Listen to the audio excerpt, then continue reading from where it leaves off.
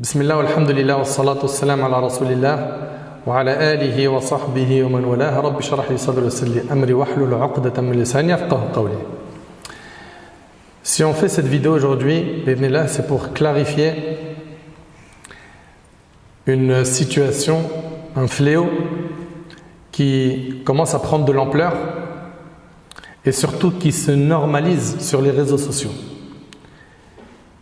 Et mon rappel va tourner autour du fait d'afficher les gens sur les réseaux sociaux. J'aimerais qu'on réfléchisse sur où est-ce que ça amène d'afficher les erreurs des gens sur le net. Alors ces derniers temps, sur TikTok et d'autres réseaux, certains attrapent des personnes qui font des péchés, entre autres. Il y a eu une vague sur nos sœurs, des sœurs musulmanes voilées, qui faisaient n'importe quoi avec leur hijab. Et on ne peut pas cautionner ce qu'elles ont fait.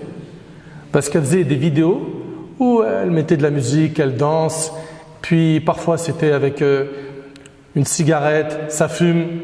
Et malheureusement, après beaucoup de rappels, on a plein de sœurs qui ont continué comme si de rien n'était.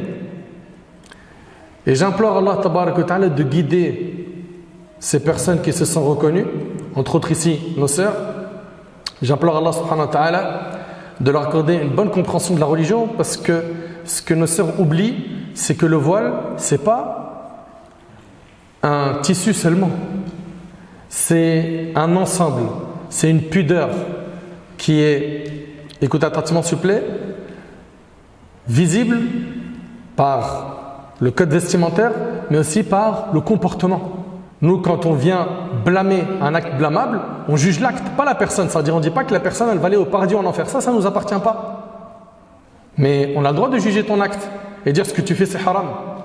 Et puis, c'est même une des grandes missions des prophètes, c'est d'ordonner le bien et d'interdire le mal.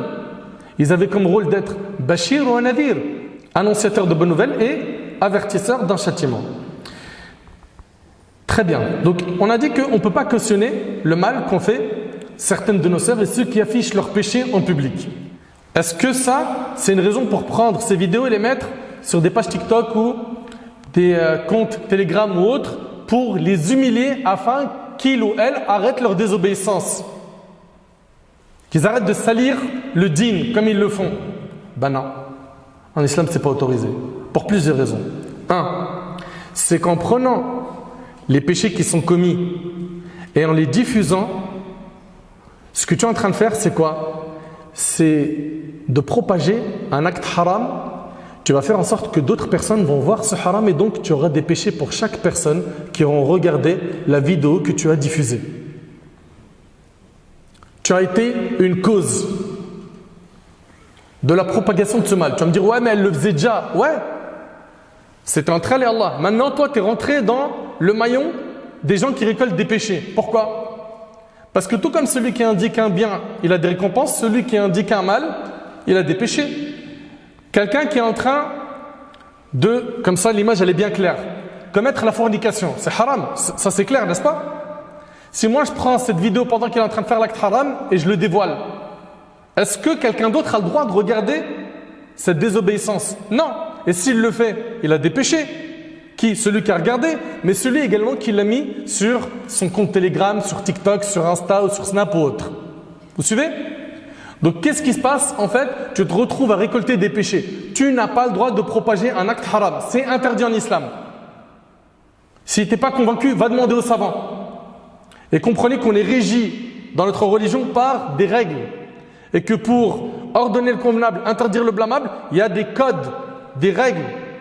On ne fait pas ça comme on veut. Comme l'ont dit les pieux prédécesseurs, combien de personnes veulent faire le bien mais ils ne l'atteignent pas. Et comme a dit l'imam Malik, ne réformera les derniers de cette communauté que ce qui a réformé les premiers de cette communauté, à savoir le Coran et la Sunna. Tu veux corriger quelque chose, tu reviens au dîn, si tu es musulman. Si tu n'es pas musulman, je comprends que, voilà, tu ne te sens pas concerné. Mais toi tu es musulman. À partir du moment où tu es musulman, tu n'as pas le droit de faire comme toi tu veux. Tu dois te renseigner. Deuxièmement, tu fais de la pub pour le haram. Imaginons que cette sœur elle est en train de danser sur un clip qu'un tel il ne le connaissait pas, puis après il se retrouve à l'écouter, et lui-même après il commence à le partager. Tu as fait de la pub pour le haram. Mais quand on n'a pas de clairvoyance, quand on n'a pas de science religieuse, on fait des choses sans penser aux conséquences de l'acte.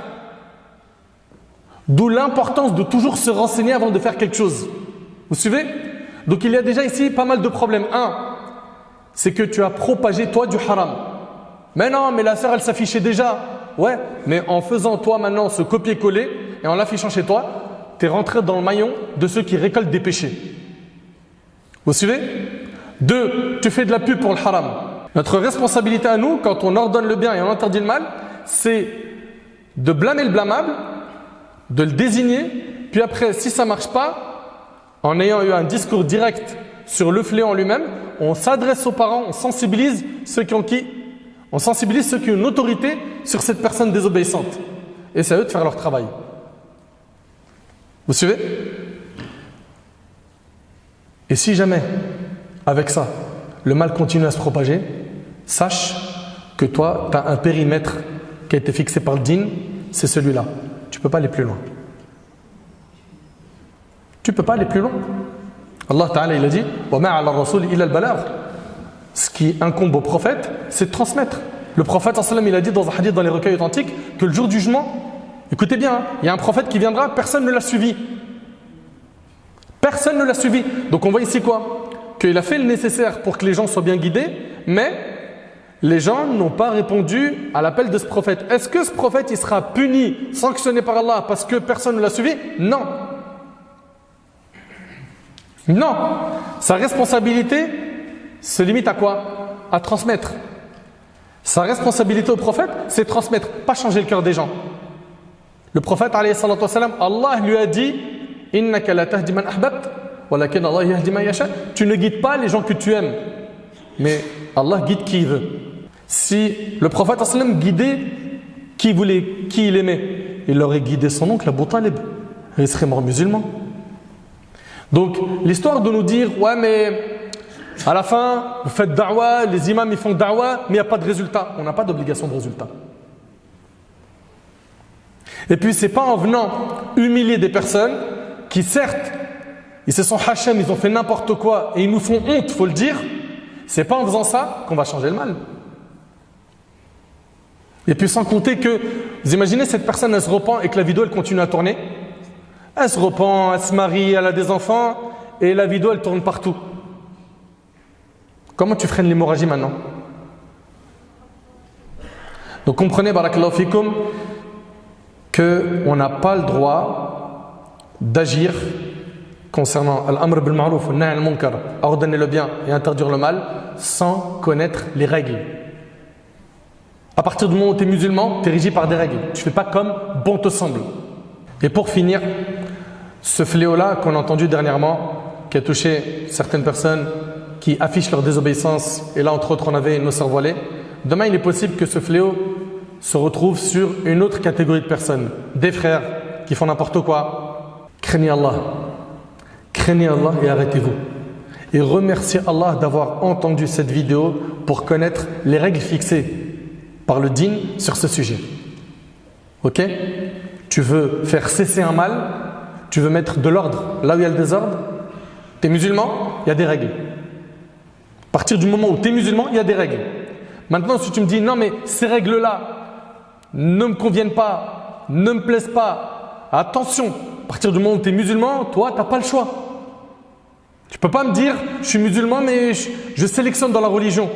Et n'oublie pas que propager une vidéo où il y a une désobéissance, tu deviens un maillon qui récolte des péchés autant que la personne qui a mis cette vidéo en ligne.